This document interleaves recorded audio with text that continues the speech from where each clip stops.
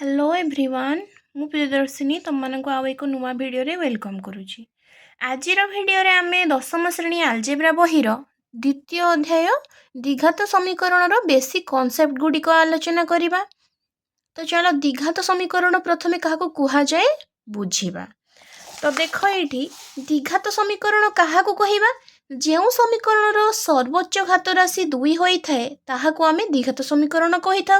द्विघात समीकरण साधारण रूपटा कौन भाया होता है a x square plus b x plus c equal to 0। आ द्विघात समीकरण दुईटा मूल बा समाधान बा बीज रही थाए।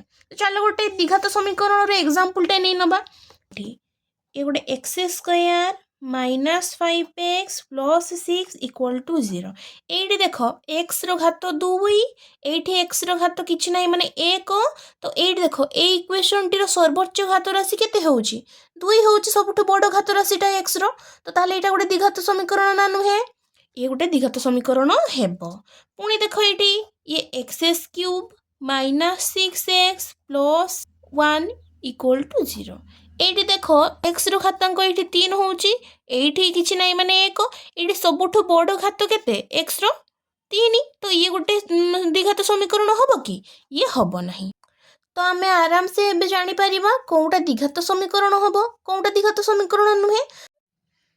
द्विघात समीकरण को केपरि चिन्हिबा आमे तो सिखि गले। तो द्विघात समीकरण रो प्रभेदक को आमे निर्णय करिबा। द्विघात समीकरण रो प्रभेदक को आमे डी आकार रे नै थाउ आ D equal to b square minus 4ac होई थाए मन रखिबो।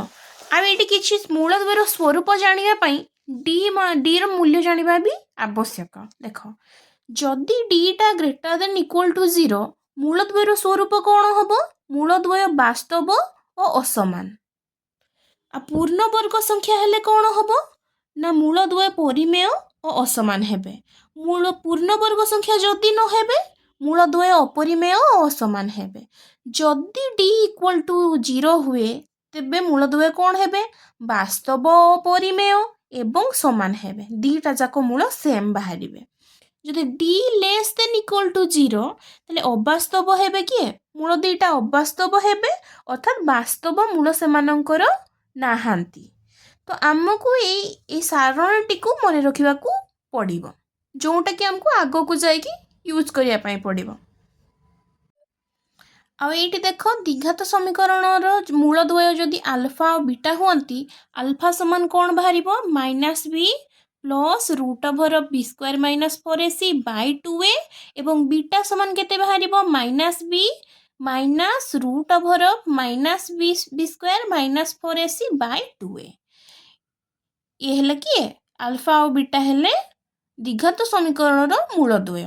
मूलद्वयर समष्टिर फॉर्मूला कौन ये alpha plus beta equal to आमे फॉर्मूला ये जानिबा मूलद्वयर समष्टि केते होबो ना -b बाय a। मूलद्वयर गुणफल आल्फा बीटा इक्वल टू केते बाहरिबे c बाय a। ये सब किसी जरूरी फॉर्मूला जहाँ को कि हमको मन रखिया पई पड़िबो। सेमती आउ किछि फॉर्मूला भी अछि एठी देखो alpha minus beta alpha square plus beta square alpha square minus beta square. ये देखो आउ अच्छी formula alpha cube plus beta cube alpha by beta plus beta by alpha. ये सब फॉर्मूला गुड़ी को हमको मन रखिया पई पड़िबो जहाँ कि हमको अनुशीलनी करिया रे दरकार हबो।